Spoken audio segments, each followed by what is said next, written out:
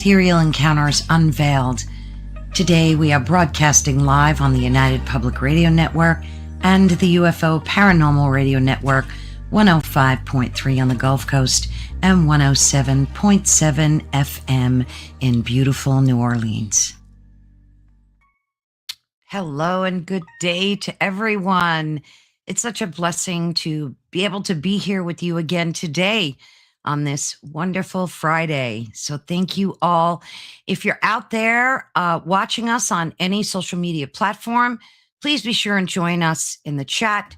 We absolutely love to hear from you. You can leave your questions and comments for our guest today.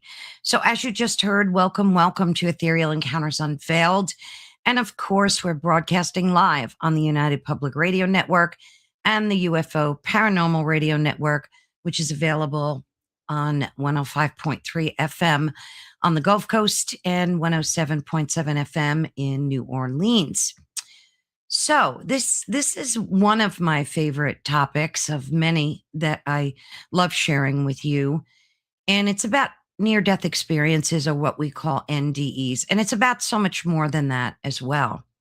Imagine being on the brink of death and realizing without a shadow of a doubt that consciousness does not end when the body does. That is exactly what happened to Barbara Gail, and she is our guest today. She is the author of a book called The Immense Release, Love Now and in the Afterlife. Her near-death experience gave us firsthand proof that our awareness, our essence, continues beyond physical death. From this profound insight, Barbara has dedicated her work to exploring how love transcends time, space, and even mortality itself. In her book, she guides us to connect more deeply with life, with those that we've lost, and with the eternal presence of love that surrounds us. Barbara, welcome. Let's get you on stage. Thank you. And listening to you, I thought, wow, that's beautiful. Who is that person? Oh. Thank you. Thank you so much. Most appreciated. Your presence is lovely. Thank You you. got little sparkly star angels all around you, right? Oh, not just on your sky and all of your beautifulness here, literally around you. Oh, wonderful. And I don't know if your viewers have done this, but if you let your eyes just go out of focus and you just stare, you can see what is beyond the physical. Have you done that? I have, because I was blessed with being able to see auras at a very young age. Me too. So I do get, it's a wonderful thing. But thank you for your insight. It's always such a joy to connect with people like yourself. And I'm so excited about this conversation today. So before we dive in, let folks know who you are, what brought you to the journey. And I know you've had so much in your life, and we're going to try to cover a lot of it. But let's talk about you. How did you get started in this journey? Okay. Well, I usually hear people start with their resume of all of the names and all the labels that we have, and everybody has a label. I'm so not a label person, but for communication purposes, what can you do? So when I was 3 years old, my mom said I began speaking about life on other planets. Actually, I found just the other day, I found this letter that she wrote, and I got the biggest kick out of it. I mean, God bless her. I'm sure wherever she is, she's going to get a kick out of it too. But she wrote, from the time Barbara was 3 years old, she entertained us by leaving the room and then re-entering and introducing herself as Kakrika from Jupiter. Oh my goodness. Yeah, but it was real. It was true. She would tell us stories of Jupiter, sing and dance. The name and origin, as well as the stories, never changed, not when she turned 4 or even 5 years of age. We had never discussed astrology or the planets and have no idea where she learned about Jupiter. And then my mom goes on to say a lot more things, and it's so lovely having that reach out from spirit from her. But that that was who I was. It's who I am. The work that I've been doing all my life, it's not because it's just my job. It's my work. It's my life. It's who I am. And sometimes people go to a job and they're like, "Oh, I hate doing this." But I never hate the work that I do because I get to be surrounded like the little star buds that you have with you. I'm always in that space of that divine light and divine love. So when I was talking about Jupiter, I've only heard 2 or 3 people who have said exactly the same. I mean, literally verbatim what I have said about Jupiter. And I was recounting, letting them know who I was. And then I started saying more things which were a bit disturbing. And then I got older and I refined what I would say, like caution myself, no, don't say this because they don't want to hear it. But when I began giving my parents life-saving information and warnings, things took a different turn and they realized, my God, what is going on here? Who is she? She's from Jupiter. So I don't know, my meditations, I didn't know what meditation was. I just knew I was listening to God. I had visits from Christ, and I had visits from departed loved ones and departed that I didn't know, which as a child really scared me. And I wasn't very fond of that. I didn't realize at the time, they just wanted me to give somebody a message from them. So I had to mature, I had to grow into these abilities. And if a person stays with it, if they use their meditation, that's where you get to listen, where you really get to listen and see and experience. And this segues into near-death experiences, because a lot of times people have asked me, do you have to have a near-death experience to see beyond the physical? Believe me, you don't have to. Like I said, I've been meditating all my life. And if you commit yourself to that, then you will have, in my opinion, it's just in my opinion, the same in-depth experiences, if not even deeper, because a lot of times we don't remember everything that comes through our near-death experiences. Right. If your body's given chemicals, they have those chemicals that make you forget things, make your brain forget. Right. And over time, however, spirit can override that and they'll give you those memories back as you can handle them. So when people tell me they don't remember things, I'll be able to see what happened. And I know that over time they will remember more and more. So this is so multi-layered. And scientists have, good day, scientists have tried to pick this apart, try to disprove that there is no other reality. It's okay. It's really okay, because by the end of 2027, because I've been in contact with otherworldly beings, John, Commander Spaceship 5 of Weather Control, who saved my life, and otherworldly beings that have told me, we're going to be known to everyone. So that's sounding like some crazy lady. No.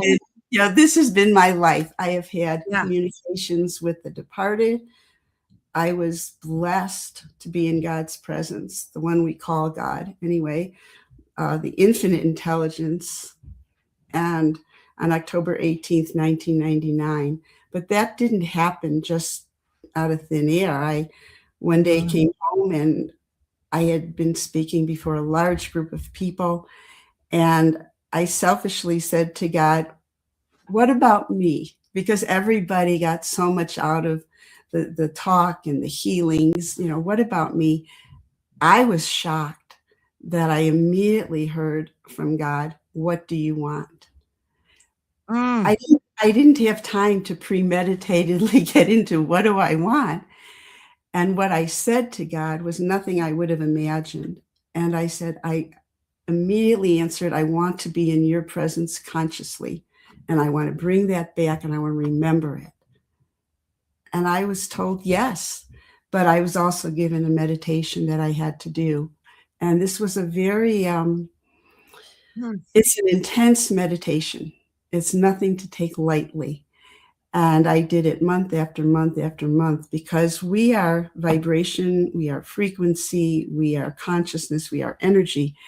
And as we move up into the higher frequencies, our vibration has to be able to withstand that, because the Yes. light gets more and more refined and intense. And so sometimes as I was meditating, I remember feeling like, oh my God, my flesh is burning off my hands. And I'd open my eyes, or I'd go, because the heat was so intense. Yeah. But after, I don't remember really how many months, but after several months, I had come far enough where I was able to be in that vibration and frequency. And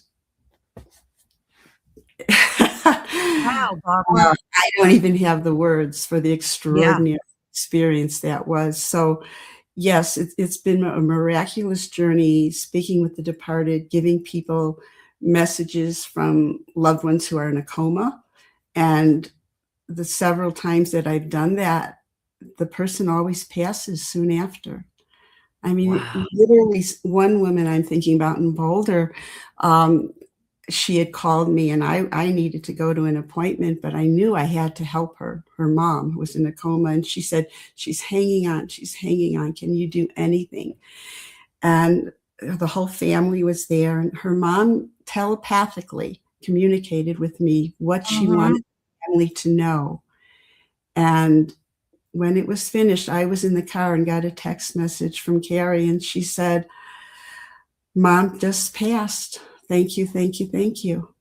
Like she So was waiting for that moment. she was Yeah. waiting for those messages to be Yeah. given to her family. Absolutely. That's what she was waiting for. And it's just amazing. It's amazing. So when I've located missing persons, and sometimes law enforcement got involved with that, and admittedly, it's the person who tells me who has passed on where they'll be found and when. So it's a journey. You know, I get a lot of questions about the world events as they are right now and what's going to happen, but I don't think we're going to get into all of that, even though I could say a lot. Well, And we'll see where right, this wonderful conversation goes. okay, Yeah. yeah. So one of the biggest takeaways that I have, because I've had 4 near-death experiences. One experience where I actually died. My body physically died, and Mm. I don't know if any of your listeners are familiar with Ralph Bergstresser, but he's a giant in science, and he knew Nikola Tesla, and Mm. it's all magical. I can tell you how this all happened. But one of the things he said to me afterwards is he said, do you know you died? You had a massive heart attack and died. And I remember saying, yeah, yeah, yeah, I know that. But because that whole death thing, when you live your life between two worlds, you know, moving from the seen and the unseen, that's not the big deal. The big deal for me, for my near death experiences, was what happened afterwards. Mm. And I get a lot of questions about that from people, because sometimes, and I know it can be extremely disorienting to come back here. It's like being in this warm, loving embrace, and suddenly you're thrown into ice water again. Yeah. And it's like, wow, this is a shock, right? So, about me, I'm an author because I love writing and I always have. I used to go to the Art Institute of Chicago because I grew up in Chicago, and I created past life drawings. And I remember my professor there came over and said, "Oh my God, I ate at the same cafe in the Champs Elysees that you did," because I had literally made street signs and the name of the cafe, and it was so detailed. But I Wow. was kind of ignorant. I was 18, and I remember saying to him, "No, no, I haven't been to Paris. I haven't been there. Yeah, I just made it up." He goes, "No, you didn't make it up. Those are the streets where that cafe is." And I sat there. Wow. So our past lives bleed through into this one, if you Absolutely, allow they do. that, right? Have you had that experience? Have you remembered your past lives? I've had one experience. I did like a quantum hypnosis Okay. session, and it was remarkable. It was sometimes, like you said, there are no words, but I distinctly remembered one specific life, the details of it down to nuances. And I've had other inklings, but there was that one that just blew me away. So it's remarkable. Yeah, the one that I see with you, if it's okay for me to say this, it's Of nothing course. that No, is of really course. exciting, but I keep seeing you in Egypt over That and was one over. of them. Yeah, that was one of them. Very Okay. good. That was one of them for sure. And And I think Gail that's was telling me you were a healer. I don't know if you know that, but you are a oh, healer. I see. And when I say healer, they're showing me herbs and teas and different modalities. Oh, I'm getting chills saying this to oh, you. I didn't know I was going to do this. But oh they're no, I showing love me that. Thank these you. you came in with these healing abilities. And when I do readings for people, they only bring up the past lives that have to do with this one. Because otherwise, my God, what would we do? Sit there all day and talk about all your past lives, you know? Right. But Correct. the ones Yeah. that influence this. So you knew about that one. Awesome. That one I did. I had a fixation from a very young age with everything Egyptian, and nobody could understand it. And I was like reading I the do. right. And I was reading the Egyptian Book of the Dead, but I knew I wasn't like Cleopatra or somebody famous, because everybody thinks they came from this elite family and that they were somebody famous. No, I was an ordinary person, but I think you're spot on about the healing thing because I still do that healing with my hands. And I just did it innately, like with my kids when they were young, like I would warm my hands up and fix their belly aches and stuff like that. So that's There very you good. have it. There you have it. A little mini reading. It was wonderful. Uh, Interestingly, the other one I had, the one that happened during the quantum session, I was a witch and I was assassinated during, I believe to be the trials. And with me, I have asthma and I got it at a late age. I was like 16, 17, which is odd that it would just appear like that. And the event that unfolded was they drowned me in a metal cage and I couldn't breathe. And I think that like we were trying to figure out a connection to heal like from that, so that was very prominent, that memory for me. Yeah. Past lives can bring in health challenges to this life. Yes. And I, at the time, was living in California and I was doing a lot of healing work. And I was also receiving, of course, energy work with people. One woman in particular I was working with, and I had a problem with my foot. And what I had seen during the energy session Yeah. was that I was in Salem. And because of my gifts, my spiritual gifts and yours and my abilities, they were burning me at the stake. Oh, And good. I had just gotten loose except for my right ankle. And because of Oh, that, I couldn't, and I burned at the stake. And this, to me, this is funny, but I mean, the part I'm about to say is funny. But when I jumped out of my body, I cursed my foot because that was what kept me stuck. I oh, had good gotten my Lord. hands free and everything. Oh, gosh. And then during the healing session, first guidance showed me that, and they told me to remove that, damning my foot, which I did. And Patsy, who was working on me, saw the same thing. The whole room turned gold. It was blazing gold light. And she said she saw Buddha. And I heard him say, "It is done." And that problem never came back with my foot again. Whoa. Yes. Wonderful. So when you do see something like that, a recurring or something quickly that comes in for which there seems to be no reason, believe me, I could tell you about yours, but I'm not going to get into all that. It's so personal. But when you clear that attachment that you have to that past life and the trauma of Yeah. it, Yeah. just like that, a person's healed. It's amazing. It's really extraordinary and Oh, amazing. So let me ask you this. Mhm. You've had 4 NDEs, which is I think the most I've ever spoken to a guest, they had 2. And that was a lot. So you've obviously had 4. Now, for each one that you've had, I do only you died once. you physically died once? Right. Yeah. Okay. But after each experience, did you come back with like a heightened sense of these gifts? Did you find out that every time you came back, there was just more and more to what you were able to see and do and know? No, because I was already there. I mean, on Oh, October 18th, 1999, I was in God's presence. I don't think anything was gonna top that, yeah. okay? Like, Yeah. 1988, when I died, I had been born with a physical heart defect called WPW, or Mhm. Wolff-Parkinson-White disease, if somebody wants to look it up. And when I was a kid, my heart got up to 500 beats a minute. And I just Oh. figured this is how I'll go out one of these days.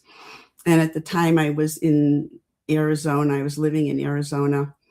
And this particular night, my heart just went off racing. And um, my daughter was upstairs sleeping, and I went downstairs figuring I'll just do what I always do. I laid down on the floor and I'm going to work with God and do what I do, and we'll get through this. But Mhm. this time was different, very different. I got to tell you, a heart attack hurts like, oh God, it's Oh, I've painful. heard. It's I've heard. it's excruciating. You want to get out of your body. Yeah. And I didn't have the ability to get up or move, but we had a bay window, and my perception at the time, because the logical mind kind of does that, was somebody was shining their bright lights in the window because there was this Mm. bright light coming towards me. And I remember being so annoyed, thinking, I'm going to get up and tell them to turn off their bright lights. It's the middle of the night. But that was not possible, obviously. But the brighter and brighter the light became, I suddenly wasn't annoyed by it. I was part of it. And Mm. when I became a part of it, and I'm not on drugs or anything, this is Right. literally consciousness leaving the body. That's what it is. Your Mhm. consciousness leaves the body. And I became aware of my body down there, but I didn't care a whole lot about it.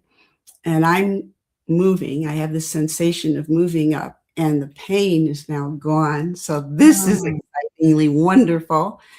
And I'm just enjoying the higher realms and the light and the love. But again, I'm used to it. I've Right. done that in meditation. I had done that before in 1988, my whole life. But I suddenly became aware from my peripheral vision, and I remember this like it was yesterday and not 1988. There was this presence coming towards me, and I looked at this presence, and it was Christ. I call him Yehoshua or Yeshua, but people are more familiar with the term Christ. And he said to me, "Are you coming with me?" And his Mm. voice this wasn't so telepathic. I heard him.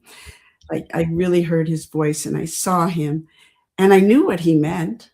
I also knew my child was asleep upstairs, and I just couldn't do that to her. I didn't know what it would do to her to wake up and find just this dead body. Oh. So I said no. And the minute I said no, he threw me back into my body, it felt like. And suddenly I was in pain, this atrocious pain. And I remember thinking, wait, I made a mistake, because I couldn't take the pain. And honest to God, as God is my witness, he said to me, "We will help you begin again." I had no idea what that we meant, who was we, Mm. but he meant it. He said, "We will help you begin again." And that's one of the huge parts of near death experiences. We're never alone. Not the worst of the worst of the worst. And people who don't want to hear that, I'm sorry, but it's the truth. Even the worst person on this planet, when they cross over, they're not alone. They have an opportunity for the light and for redemption and for a quantum leap in consciousness. Okay. They don't always take it immediately because I've seen that. But that opportunity is always there, always. Mm. So we will help you begin again. The next thing I know is, and I'll just try to use words to explain this. It Yeah. was as if somebody had billowy air, because I'm lying on this floor from which I could not move for hours. Billowy, warm, it was warm air underneath my body, lifting me up until I was standing up. I mean, I wasn't standing on my own and I wasn't walking on the floor. I was like maybe this high from the floor. Okay. Mm. Now I have levitated. I have levitated and I'm very bad at it because when I came back in my body, bam, I slammed back in and I said to God, never again. And then it happened again. So I'm not a big fan of levitation. Maybe people Yeah. want to do it. Go, God bless you, be well. But I don't like it. But I was now upright, standing upright. And this, Mm-hmm. I was encased in this billowy cloud. That's what I'll call it, of warm energy, warm etheric energy that Christ put around me. And literally, he, this is crazy, but it's true. He just took me over to the kitchen table and seated me in the chair. And Wow. I'm like, oh my God, now what? Now what? Because then I'm like, what now? And I kept feeling his words, we will help you begin again. So ever Mm. since he had a near-death experience, you did not come back here on your own. You had help to come back because Yeah. getting back in your body and reintegrating yourself, whether you're in a hospital or you're alone at home, it's a Mm. big deal. It's not just an Oh, easy transition I to could come just down. imagine. Yeah. Yeah. And so I was sitting there not knowing what was going to happen. And the pain was subsiding. There was this Mm-hmm. incredible exhaustion. It was beyond exhaustion. It was exhaustion to the point where you're wondering how you're alive. But I kept feeling his presence and his words reverberating in me. And the phone rang. And I remember it was only 8 o'clock in the morning in Arizona, where I was in Arizona. And I thought, who's calling at 8 in the morning? And it was my mother. And I didn't want to scare her because I knew if I didn't answer, she'll wonder, where is she? So I picked Yeah. up the phone. I tried to sound normal. And she says, Barbara, I've got to tell you, I don't know why, but there's this man, he does healing. His name is Ralph Bergstresser. I just read about him in Linda Goodman's book. And you've got to see him. Here, write down his phone number. And I'm like, what? So I took it in stride and made the phone call as brief as possible. But when I got off the phone, it's like I can hear an echo of call Ralph Bergstresser. I didn't know who he was at the time. I didn't know he was this famous person. And she said he's in Scottsdale, which was 10 minutes Mm-hmm. from her. And so I called him just kind of, I don't know why, because Christ said, we will help you. Maybe that's why. And Mm. I left this really silly message. It just said, hello. I gave him my name. I said, someone, I didn't want to say my mom. I said, someone gave me your number and said I should call you. Don't want to disturb you. Thank you if you want to call me back. That was it, because I was so non-committal. He called me back in minutes. And he said, you need to come over. You only live a very short distance from me. He said, you're about 10 minutes. I'm thinking, how does he know that? Why does he know we're 10 minutes Yeah. away from him? Yeah. And I said to him, I don't think I can. I'm not feeling well. Again, I'm downplaying what just happened. He goes, Sure. no, no, no. He said, there's somebody in the house with you that can help you. I said, my daughter's only 10 years old. He says, yeah, that's fine. You'll have your feet on the gas and the pedal and the brake, and she'll steer. Just tell her, I'll tell you how to get here. I'm very, very close to you. Well, his voice actually sounded a lot like Christ's voice. It had this smooth tone and this Mm. confidence and this warmth. I believed him. Yeah. So my daughter and I made it. We got to his home. His secretary oh my God, his house. There were phones ringing, there were books, there were papers. His secretary took charge of my daughter, and he took me in this back room that looked like something out of Star Wars. He had equipment not known to just the common person, we'll say. And Wow. he hooked me up to electrodes, I mean, everywhere in my body. And he told me about how he worked with Nikola Tesla. He told me how he did secret government work with our government. Mm. And his knowledge about energy and spirit was uncanny. He worked with me from morning till the whole day, till it started to, maybe 6 o'clock at night. It wasn't light and starting to lose the light. And I was like reborn, physically reborn. I had Oh, energy. I had stamina. I was all of this. yeah. And he said, let's go out to dinner. And he took my daughter and I to Denny's. God bless him. I miss him so much. And he took us to Denny's. My daughter's drawing pictures, and he looks at me, and he's looking at me. He goes, "Do you know you had a massive heart attack and died?" Because my attitude and my verbiage, everything is so lighthearted now. And I said, yeah, I know that. But why did you call me right back and help me? That was Yeah. the part that I wondered about. And Mm. he said, because my guides told me to, and I always Oh, think my that they goodness. tell me to. He said, they told me you're a light worker and you needed some help to stay on the planet. If we all just listen to our guides all the Yeah. time, like Ralph Bergstresser, wow, we'd be living in a utopia, of course. So from there, everything just followed suit. And Christ was right. One thing after another, after another, after another. And I landed in Colorado. Wow. That's where I was told to go. So it is never a punishment. Guidance is Mm. telling me to really bring that point home. So I want to do that. Guidance is saying it is never a punishment. A near-death experience is never a punishment. It's more of a wake-up call.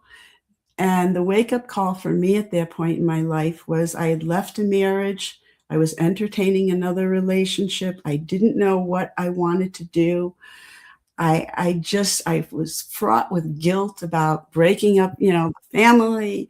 And I mean, that was just, the guilt was killing me. That's what was killing me, the guilt, because I had gone back to that marriage over and over again for the kids. And it just was never going to be right. It wasn't going to work. So when our immune system gets that stressed out, I mean, a nervous Yes. breakdown is literally the nerves are breaking down. They cannot Yes. cope. Physiologically, they can't cope. And when you mentioned having asthma, oops, I want to take this and make this go away.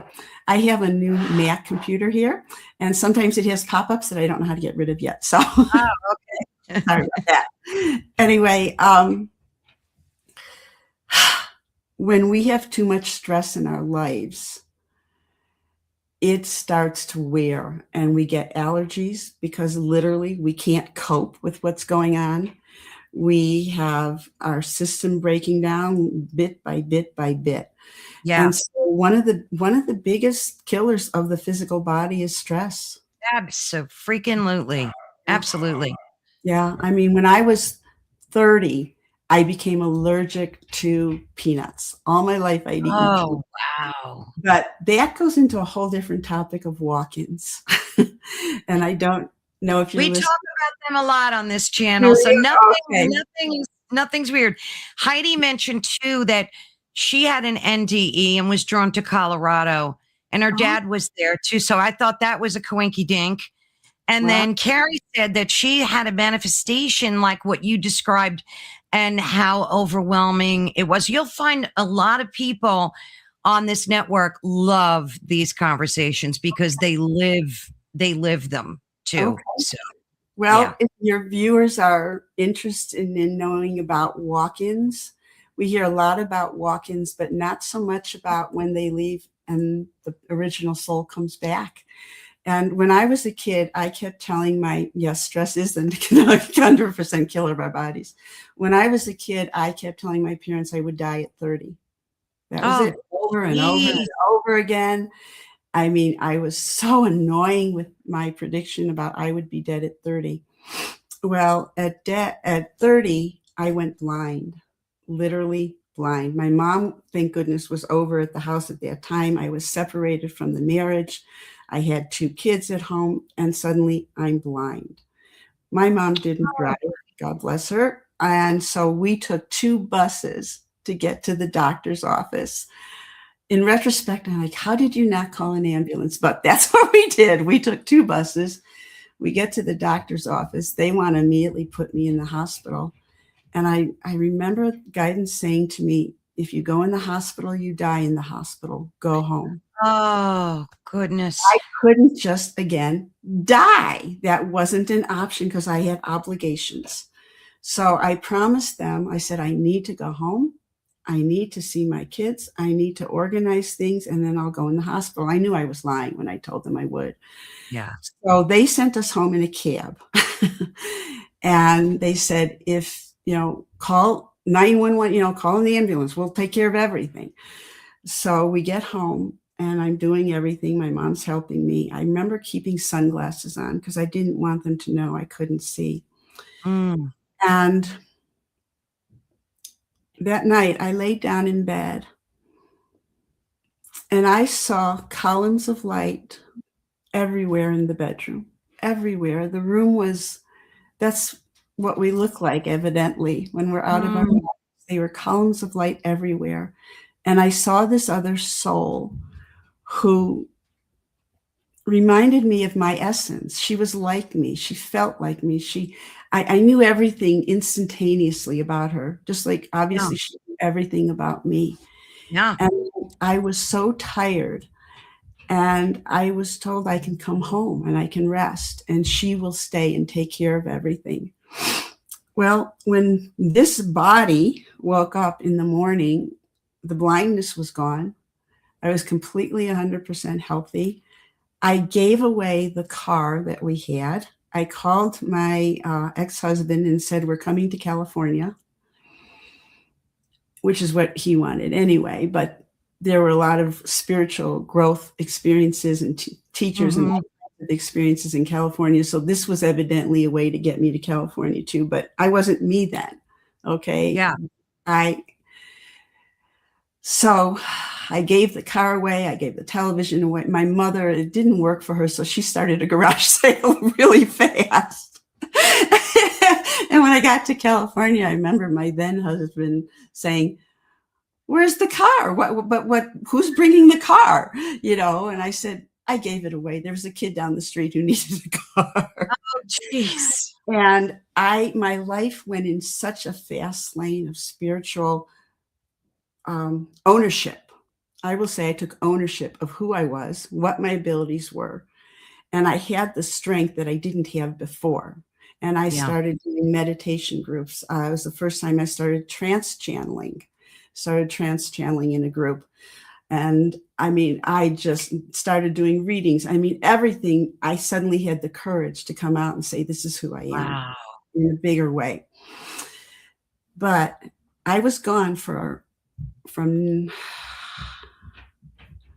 that time, from, time I was 30 until February, January, December 2022. Because in February 2023, I went back to my legal name, Barbara, because I came back. And I have never read anything about anyone coming back. And I was told that part of my, if you want to call it a contract, was I wanted to complete what I started here. I had healed completely, and I knew what I needed to do now. And I asked to come back here. The night before I was supposed, if this is February 2023, and I was supposed to have my meeting with the judge who was going to sign the name change and all that stuff. I was started thinking, oh God, this is such a lot of work and all this paperwork, and what am I doing, and why am I going to all this trouble, and is this necessary? I can feel it. I know it. I know who I am. And I felt something by my bed. And my puppy's not down here, but she's a 113-pound German Shepherd. So she always, when she comes by the bed to get pet, you feel her presence. So Sure. I rolled over to pet her, and it wasn't her. There was there was a Native American man standing next to my bed, and I knew him. In my whole essence, I knew that I knew him. Mm-hmm. And he said, "I'm Chief Running Bull." He tells me how I was his wife, which I knew was true. I knew what he was saying was true. And I of course, he told me to go online, that I would be able to read everything about our life together. This is just so insane. But he told me, you have to change your name. And he also said, I'm not here to give you predictions. I'm not here to give you information for when you give readings. I'm here to provide you with protection.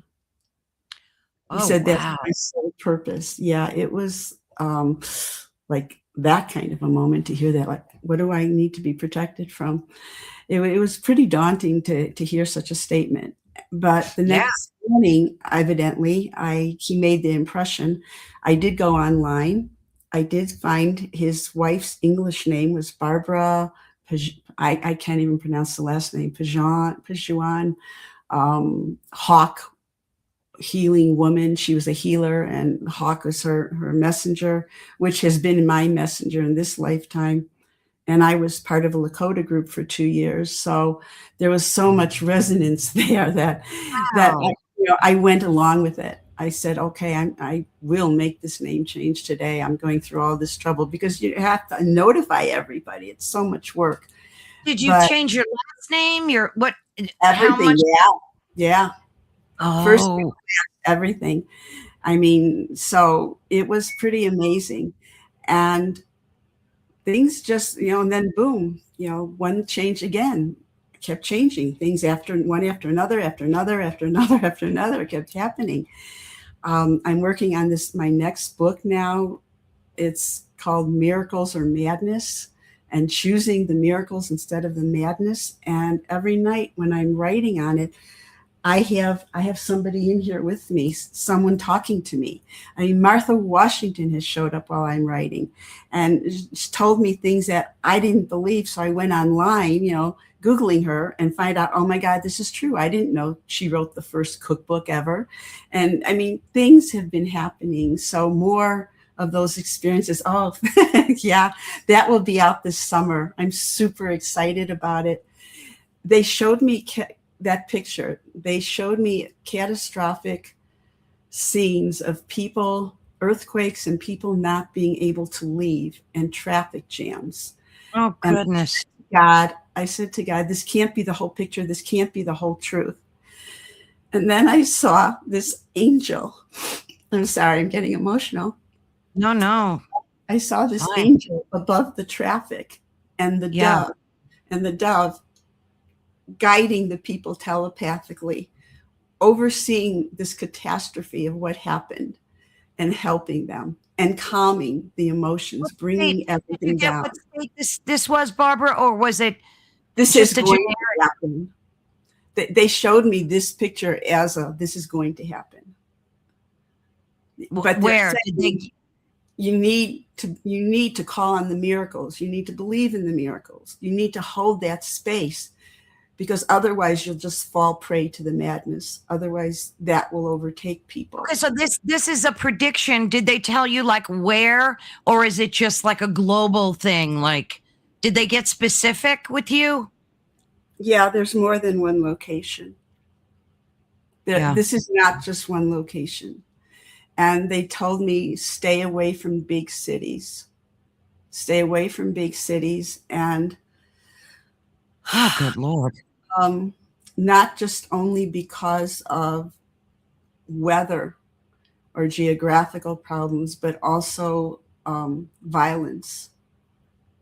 They have really talked to me a lot about that. I mean, I lived in California for a long time, and I love California. And I had the mountains and I had the ocean, and what gets any better, I figured, than that. But when it was time for me to leave, 1 year before I left California, I was driving on a bridge, and the person I was in relationship with was sitting next to me, and my kids are in the back seat. And suddenly I couldn't see the bridge. All I saw was the bridge going down. And I start screaming.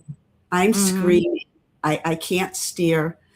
The person that I was with, he grabs the steering wheel and he's saying to me, "Open your eyes, what are you doing?" And I said, "It's falling, it's crashing, everybody's going to die." And it was just so horrifying. Well, when I left California, guidance had told me, "You will be leaving in 1 year." And I said, never, never, never. 1 year to the day I left. Not because I wanted to, but because of circumstances. And within months of my having left, that bridge went down. Oh, no. I know. And I was horrified.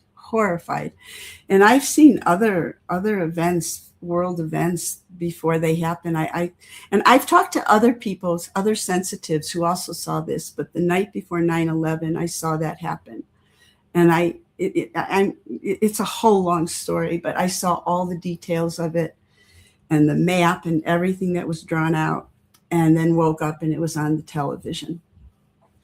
So that was not something I could do anything about. But with my do you get a lot of prophecies, or do they just come randomly to you? I don't really ask for them. They just come.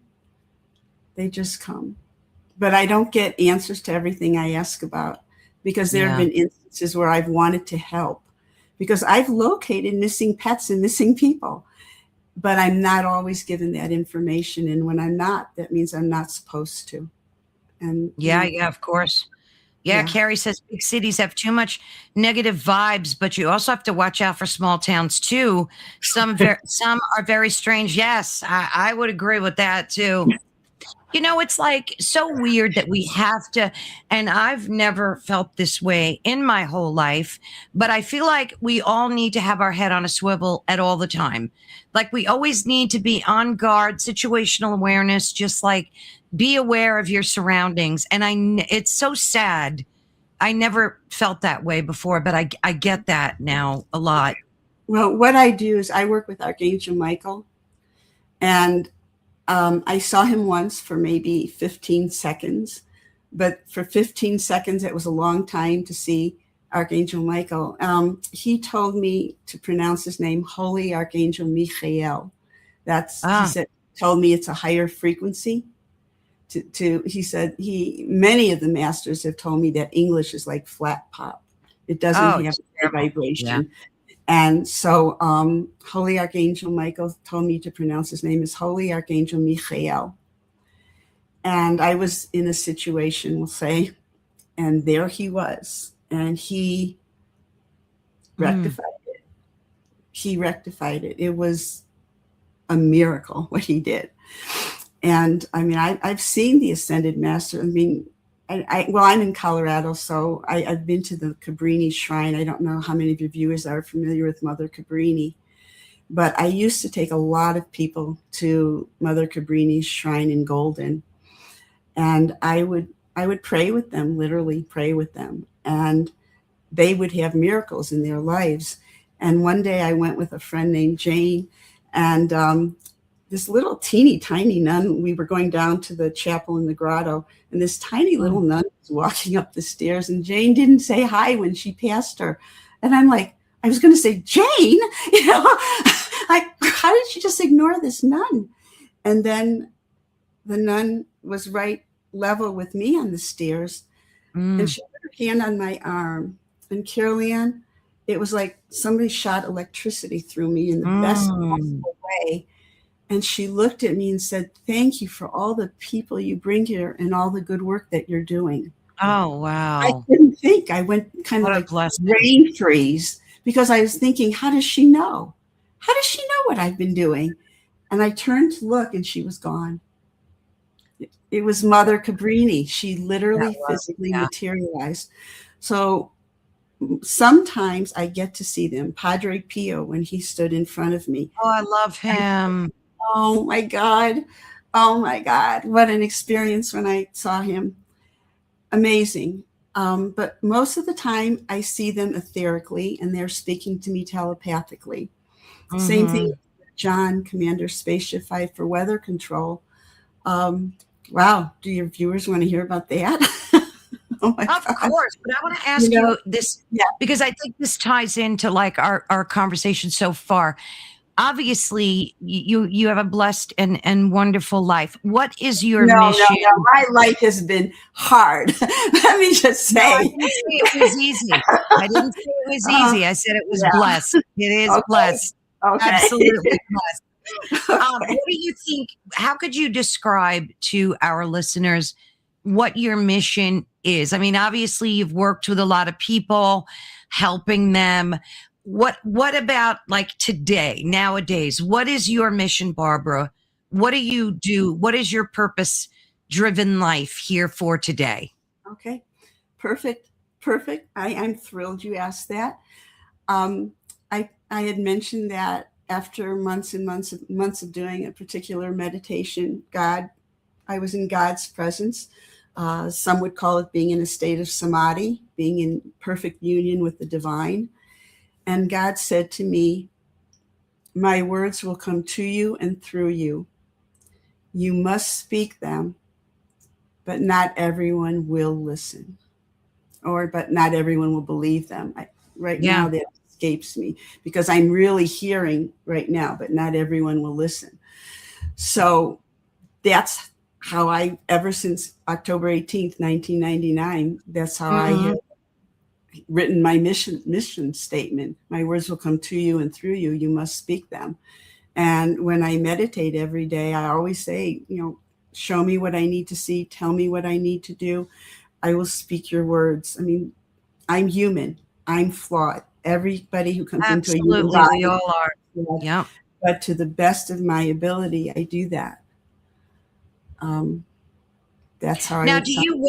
do you work one on one with people? You have like sessions Right, where you'll tap into them remotely and help them with whatever problems they're facing, correct?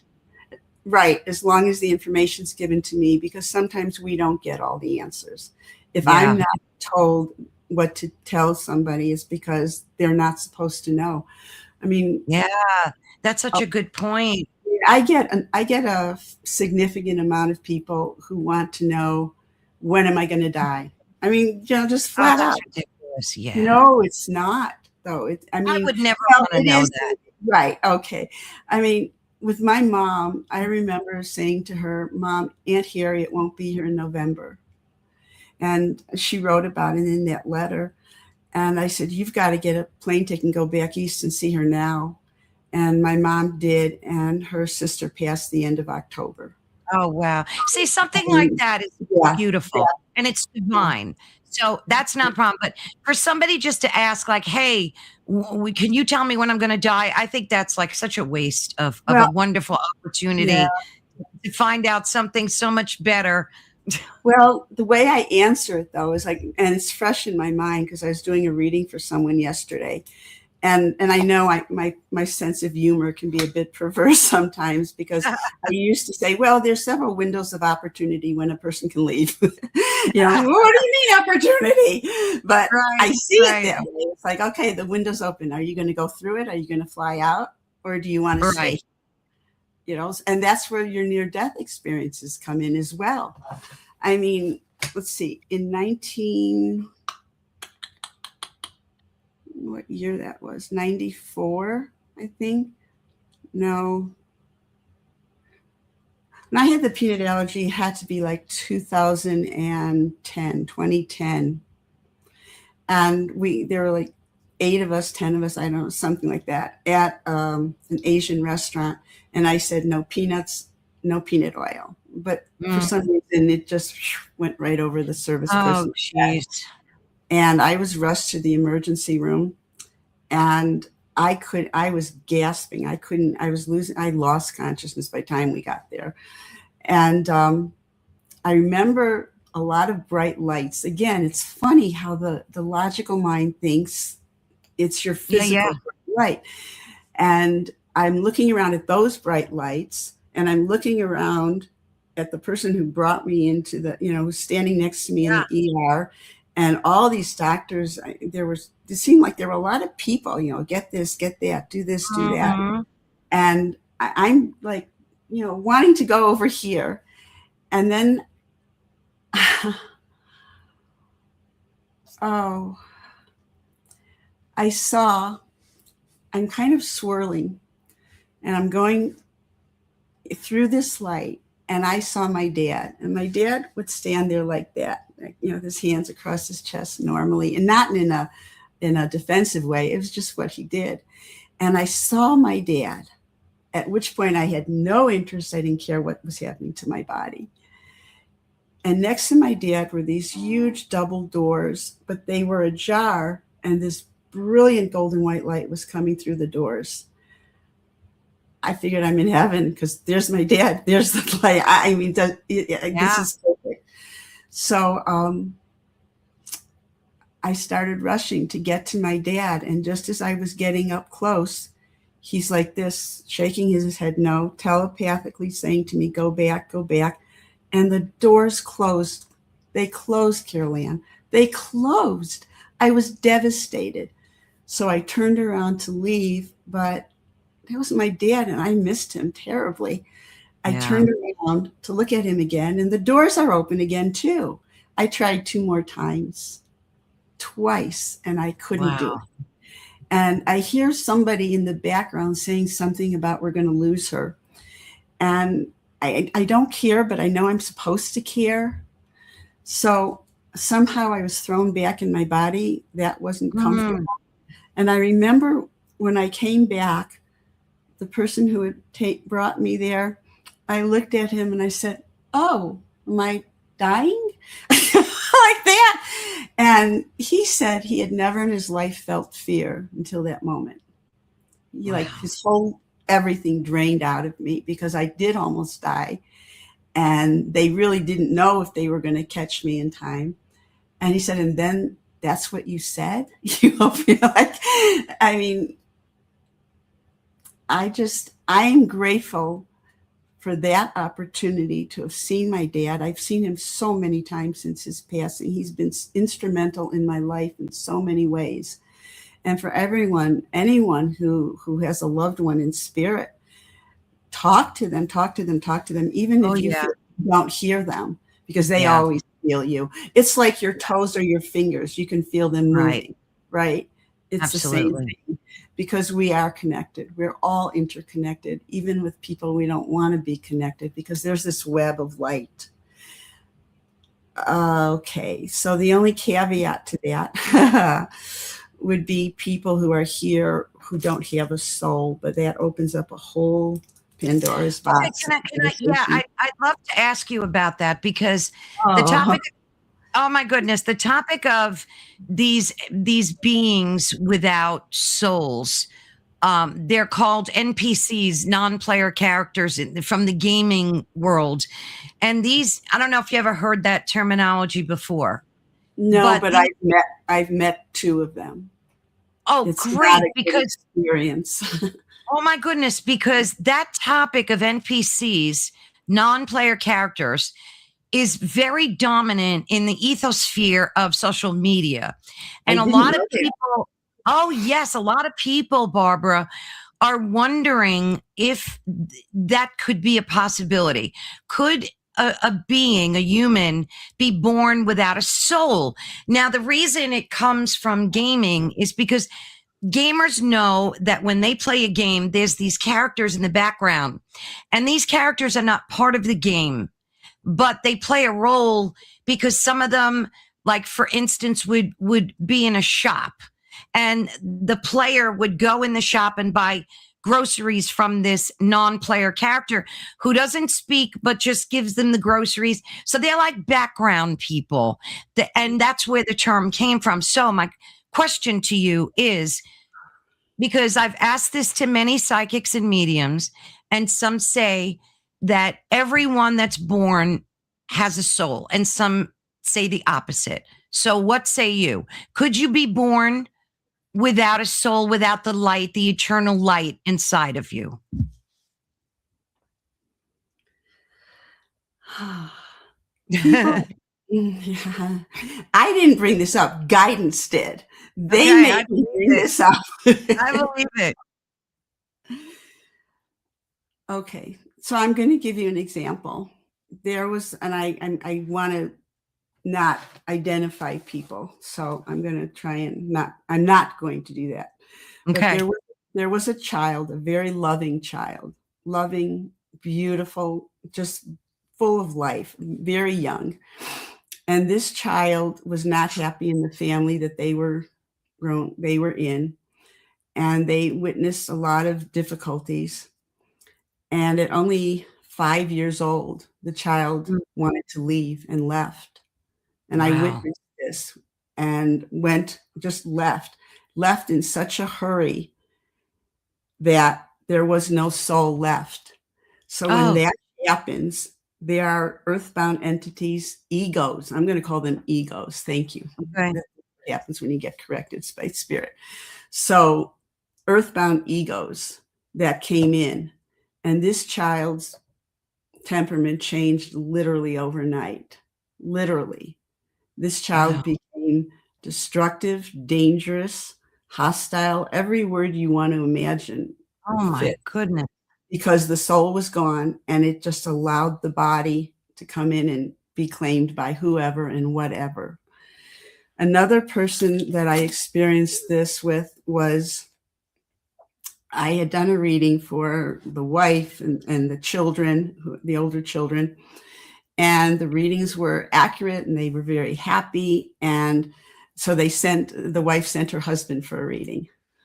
And I remember opening the door, and I mean, the man was very nice looking, very well dressed. I met the whole family. Everybody was lovely.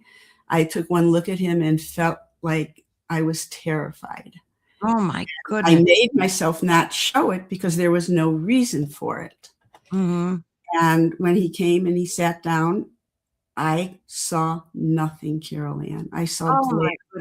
I, honest to God, saw nothing. And I remember getting really like flushed and scared, and I'm going, holy, praying to God and Christ and Archangel Michael and everybody, what's happening. And I could feel all this protection coming in around me. I could tell him about his dog. I could tell him about other things, but nothing about him. And they told me to stop and have him leave. And I did. In those days, I used a tape recorder. Now, you record everything on Zoom and the person gets everything. Yep. And it was a tape recorder, and I turned off the tape recorder and I said, I can't do this. I apologize. I can't. I see nothing. He starts taking money out of his wallet, just handing me, $50 bill, more money. And I just shoved it away. I said, this isn't about money. I just can't see anything. He left. He was so angry. I saw that part of him that scared me, that I felt. Yeah. When I opened the door. And as soon as he left, it was so interesting. My friend from Arizona called, and she's like, are you all right? Are you all right? I said, I don't know. She said, I felt like something could happen to you. Something terrible could happen to you. And I said, no, guidance was here. And I told her what had happened. I had never imagined anything like that. And I'm going to be very bold here. I hope I don't regret this. But in the news today, you can see a lot of soulless people. Oh, God, yeah. And see, I agree with you wholeheartedly on that. I have looked through them, watching them on television. There is nothing there. There's only ego. Yes. Some semblance of a personality. One of the characteristics of soulless people, I can give you a lot of characteristics, is they don't have empathy. No, they're like sociopaths. They pretend to have empathy, but they don't You have empathy. So when I say that, I mean they know what they're supposed to say and do, Yes. but they can't pull it off. It's like when you're talking to somebody and you know they don't mean it.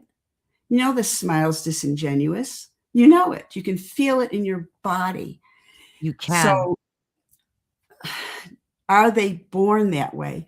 The ones that I have been shown, it's not so much as they were born on earth that way, is the original soul left. The original soul leaves. This is not uncommon. And you're going to see as more and more exposed, I'm trying not to say the word, criminals and criminal activity, as more and more criminal activity is exposed, you will see people that you go, how is that possible? They left that body, they vacated. You know, I think you're spot on, Barbara. I have to say Don't that want to, but resonates. it is what That it is. resonates 1,000% with me. I think we're born with a soul, but through maybe demonic practices or whatever causes the soul to flee. And then Carrie makes a statement about that child. I'm saying, reading her statement. No, I knew what happened. Yeah, that wasn't what happened to him, though. Okay. Yeah. And he has nothing in his eyes.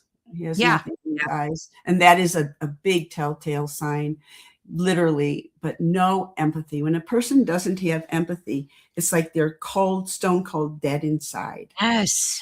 Okay. I mean, I walk into a room and I can read a room just in nothing flat. I mean, it's just like that. Sure. And I remember I was, are you familiar with Mensa, the Mensa organization? Absolutely, yes. So I was a guest speaker at the Mensa organization. Oh, wow. Yeah, and I thought they'd put me like in a broomstick room, but they put me in the biggest room they had. It was overflowing. People were standing. I was so impressed that the consciousness had shifted so much at Mensa to welcome in me, and I'm talking about healing, alternative healing modalities and, paranormal experiences and out-of-body experiences and near-death experiences and, telepathic communications. And my God, people from all over the world were there, scientists and doctors, and asking all their questions. It was fantastic. But before we began, I had told Susan, who went with me, I said, there's going to be one man there who hates me because he doesn't like what I represent, and I'll deal with it. And Susan said, don't put that out there. Why do you want to put something negative out? I said, I'm not. I know it's going to happen. There's a difference. Right. And it was right toward the end of my talk, he raised his hand, and I remember chills went through my whole body. And I thought, okay, we'll do it. And I Here said, it comes. Yeah. And he stood up and he tried to rake me over the coals and blah, blah, blah, blah, blah. And I just stood there because I'm standing in God's truth. And when he was done, I said, well, I'm not here to convince anyone of anything. I'm only sharing what I know from direct experience. I remember that. He had nothing to say then. He was like, he just sat down. And when everything was over and people were, oh my God, they were standing in line to talk to me. And there was this one physician from Germany, and she had a very strong demeanor. And she walked up to me, and she was like right in my face. And I'm thinking, what did I do? And she said, no, I kept looking and looking. She said, there was no ego. She said, when you dealt with him, there was no ego, and there's still no ego. She said, good for you. And that's all she wanted to say. And she walked away. Wow. It was an incredible day. It really was. But I knew he was going to be there. And okay. All right. So guidance again, what they want me to segue into at this time is when you are confronted with negative energy, you can energetically disarm this. Okay. So I went to see a spiritual, we'll call him a spiritual speaker, because, that's one of his titles, or was. I don't know where he is now. But I went with some friends who wanted to hear this person give a talk. And he was talking, and everything he was saying, I thought, oh my God, this is I have words I won't use here, right? But just a lot of bunk. And I closed my eyes and I said, dear God, please stop this. And they said, put up the mirrors. And I said, what? And they said, put up the mirrors. And I watched this happen. These mirrors just shot up in front of me. It was like being in the Matrix or something, right? And they told me what to say, and I put the mirror up in front of him. And I just intended that everything he's saying, he feels the truth, that he knows he's not telling the truth. There was no cursing or, wishing anything bad. Just, this is all coming back to you. This is all mirroring right back to you. You know the truth. And all of a sudden, my eyes are closed. I hear, excuse me, I need some water. And I open my eyes. The guy's choking. He's having to get water. Then he drops his pen on the floor. Then he starts to stutter. This honestly happened. And then he says, well, we're going to take an early lunch now, and we'll take an hour and a half. So there's a chapter in my book, The Immense Release. I believe it's chapter 10, where God literally tells us and shows us how Christ turned back enemies, literally, by turning nothing but their energy back on them. That's all that had to be done. I have tried doing this when watching television news, but I haven't seen where it's been effective. So, but one-on-one, I love that mirror. I love the mirror example. Like, I think that would make a great tool to use it is. when you're confronted with negativity. Like, just imagine a wall of mirrors bouncing back everything to that. I love that, Barbara. Right. That is such a great idea.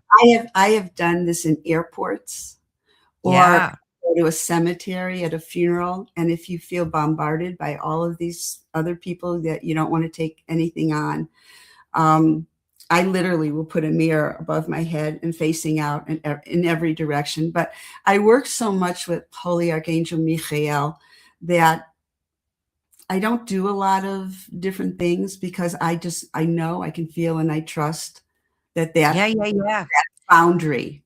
So everyone needs to put a boundary around them. I mean, you get out of bed, you brush your teeth, you go to the bathroom. Make this as automatic before you get out of bed, that the divine light of love enfolds, protects, surrounds me, and buffers away from me anything not of the divine love. Yes, energy work. Oh, well, right. Yeah. See, now Hillbilly made a great point here, which he always does. The guy blows me away. He said, sounds like an amazing tool. It's not a curse, just a redirection of truth. Right. Brilliant. Thank you. Right? Thank you. That's exactly this guy blows me away. Hi, Libracast. Bonsoir. Always such a joy to see you. What kind of, are there any questions in there in the chat? We're getting a lot of comments. Yeah, if you guys have questions for Barbara, she'd be more than happy to answer them. Heidi says, oh my goodness, what a game changer around myself and the white light and around my home. Reflect that energy back. Yes, absolutely. Can I say something about the white light, please? Go right ahead. It's really important. There are two lights on the planet. There's the divine light, the Christ light. That's the authentic light that is God who created you. But a lot of people walk around saying, I'm putting the white light around me. I'm putting the white light around me. There's also a light of phenomenon. Okay. A light that is not, it's not the God who created your soul. It is not. It's a light of phenomena. And it's the light where horrific negativity comes from.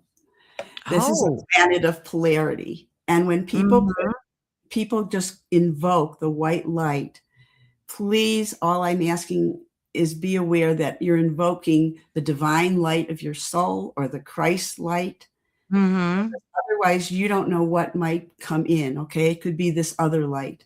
The other part of this is, picture that you're walking into a room of unconscious people and you're blasting this beautiful white light around you, they're not going to like you. They're going to be really annoyed with you. They'll find reasons not to like you. They'll prejudge you because God, it's too so much. true.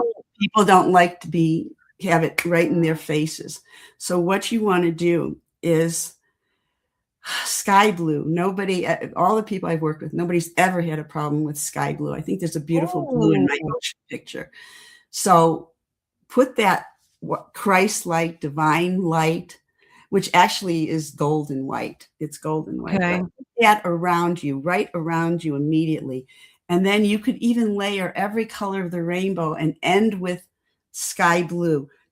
And you'll be more eloquently received, more graciously received, because you're not blasting truth in people's faces. I love that, Barbara. My goodness, I've never heard that before.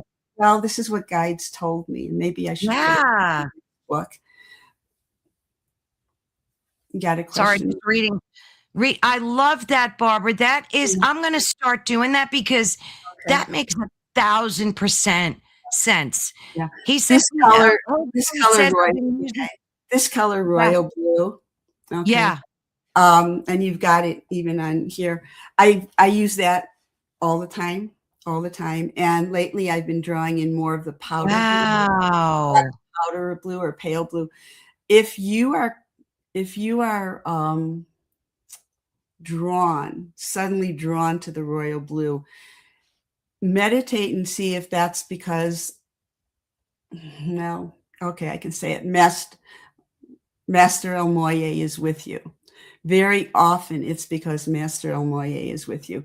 I was craving royal blue, this color royal blue. This goes back several years, and I couldn't get enough of it. And I was on the phone talking with a friend, and suddenly this being, literally a being of royal blue, pale blue and gold and white, walks in from outside through the wall and is standing in front of me. Oh, wow. I remember telling her, I got to go. There's this being, and she kind of panicked, but I hung up, and he said, I am Master Omoye. And he told me that he comes to teachers. So when he makes his presence in your life, it's because it's time for you to be out there teaching, and he helps you, but you will feel him before that. I had a blue sapphire ring made for me because that's his stone. I don't need it, but I like it because it's just one of those things. But that's his color. That's his vibration. But there is a lot of powder blue in particular hitting the planet now, along with that royal blue. There's a lot of the emerald green and the purple, the blue purple, not the red purple.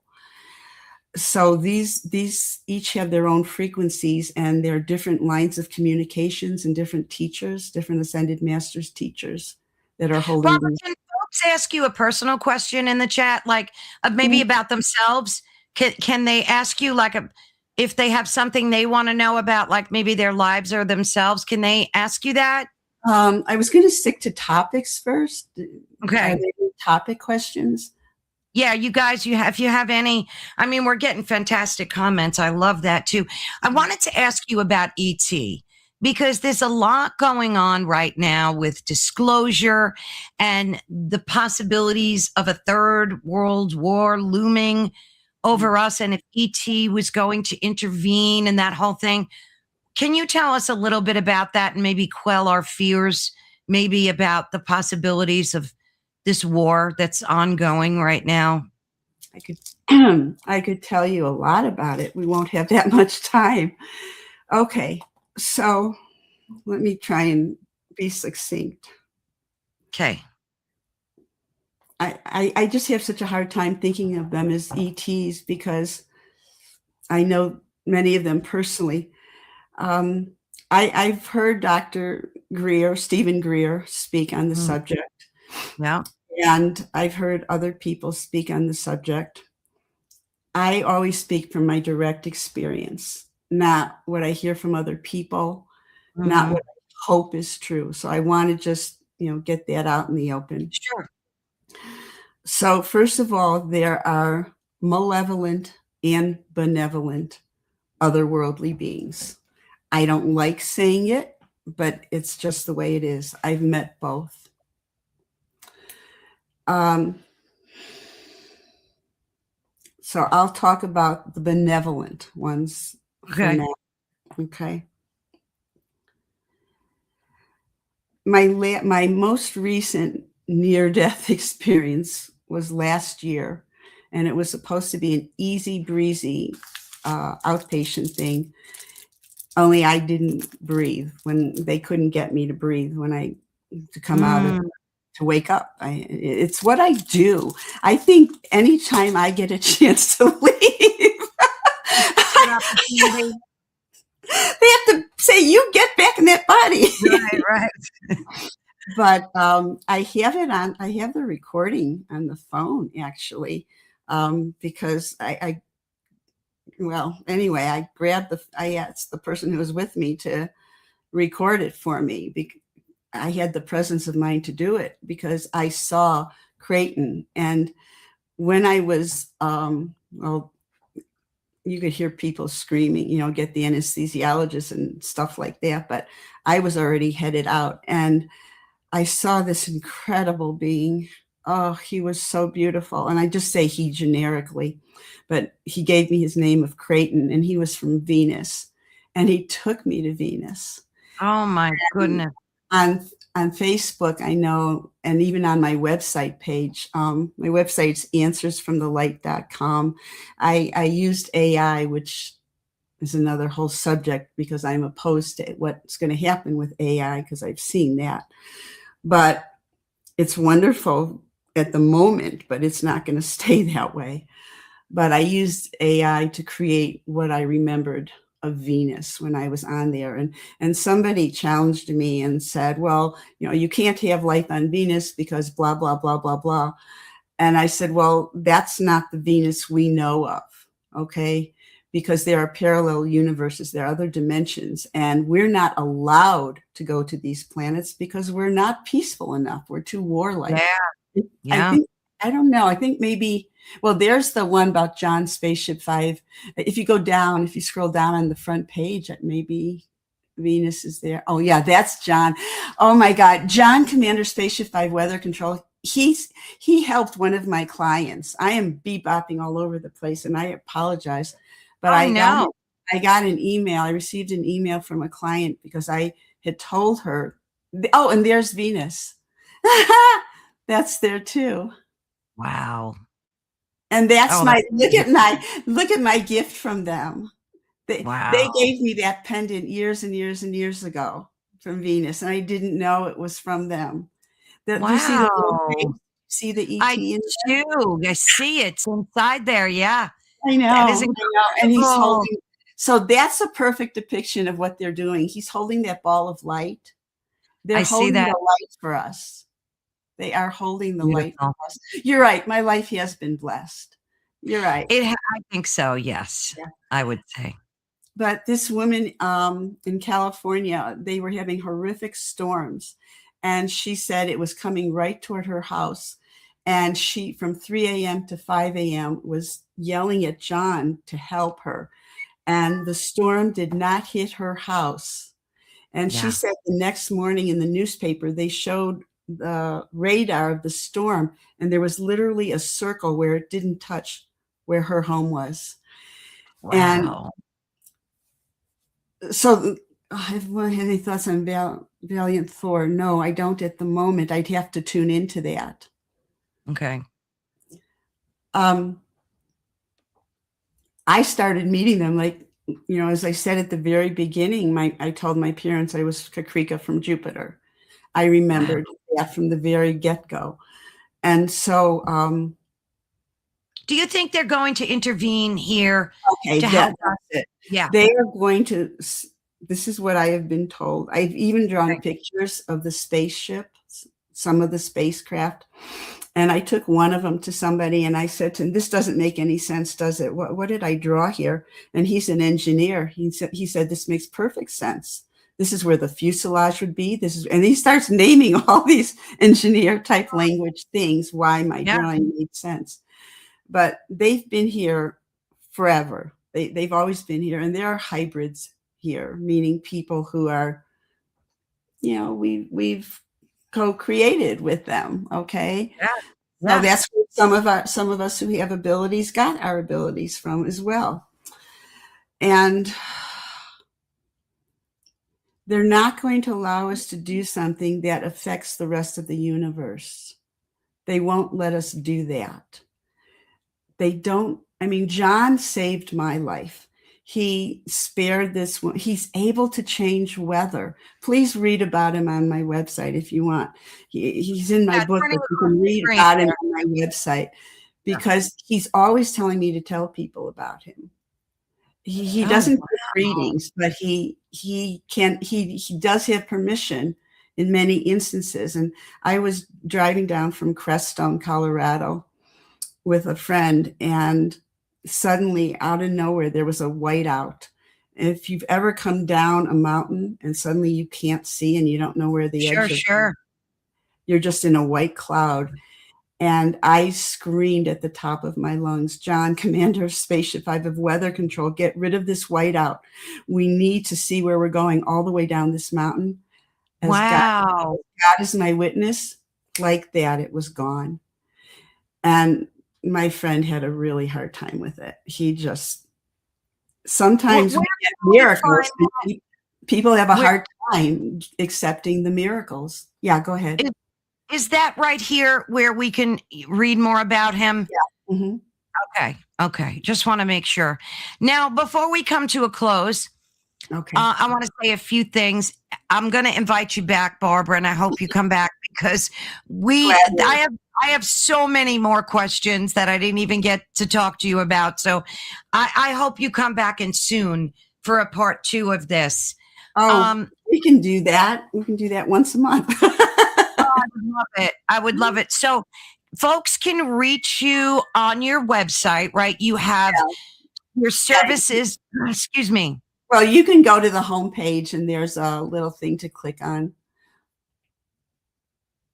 Okay. So All the they way can at the reach you. bottom. Yeah. Oh, look at you. Okay. You're so techie. There you go.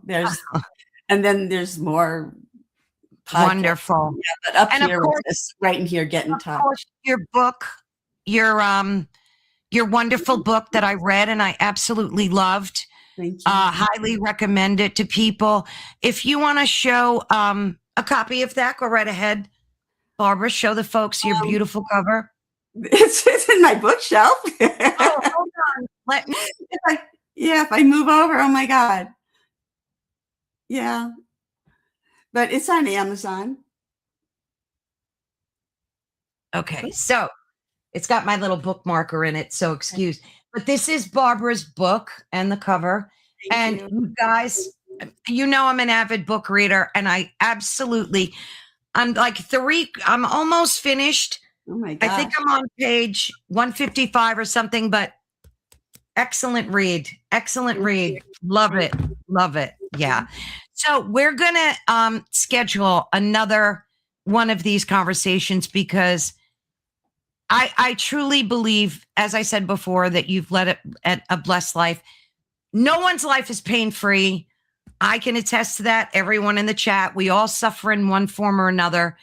And I think the lessons that you're here to teach us are absolutely imperative and essential for us to listen and pay attention to. And that's why I want to have you back. Because can I just close with something? Absolutely. Take your time.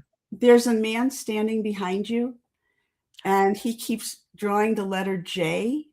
Oh, Jesus. And well, it's not for Jesus, though. No. Go ahead. Go ahead. Behind you, I just heard a loud crack here in my room, like a thunderbolt. And that was his confirmation that no, it's not for J. He said, that's my name. So his name began with the letter J, and he's got a hand on each one of your shoulders. Oh, God. And he said, I've never left you. And he wanted me to give you that message before closing today. Thank you. He feels very warm. His energy was always very warm when he was here. He's just like a teddy bear. Yeah, that's what I feel like. When I feel his energy, it's like he's like a teddy bear just holding you. Barbara. Oh, is it okay if I did that? Oh my God, I'm sorry. Oh my God, you don't know what a blessing that was. And let me tell you why. Okay. You are the first person. Let me explain. I lost, and everybody in the chat that I'm blessed with, I'm going to start crying. So I'm sorry. No, Barbara, let me tell you. I was married to the most wonderful human being that God ever created on the planet in my eyes. Joseph. He passed. Joseph. Oh my Now God. I told I'm you seeing nothing. Joseph. No, I'm seeing like a white. Nothing. No, there's a plaque on the well, it's not physically on your wall, but I suddenly saw a plaque on the wall.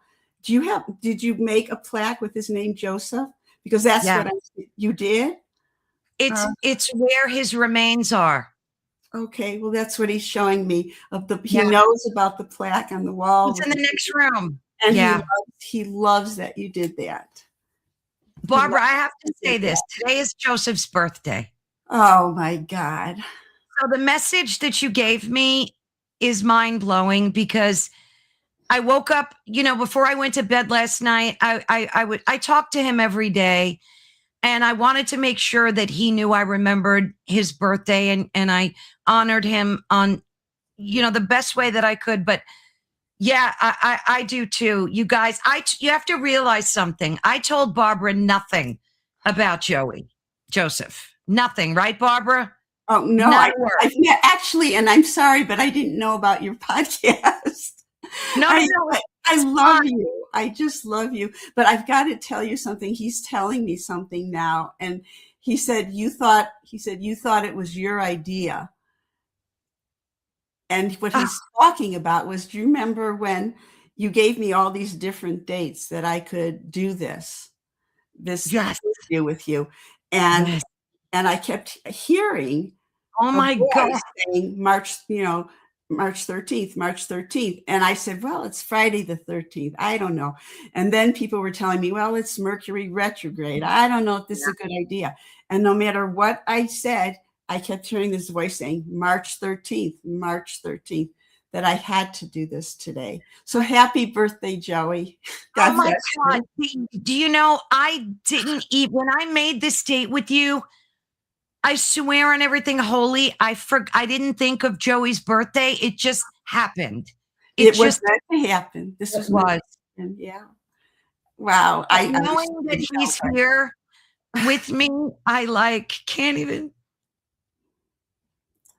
I'm sorry. Maybe I should have waited till later. No. It's perfect.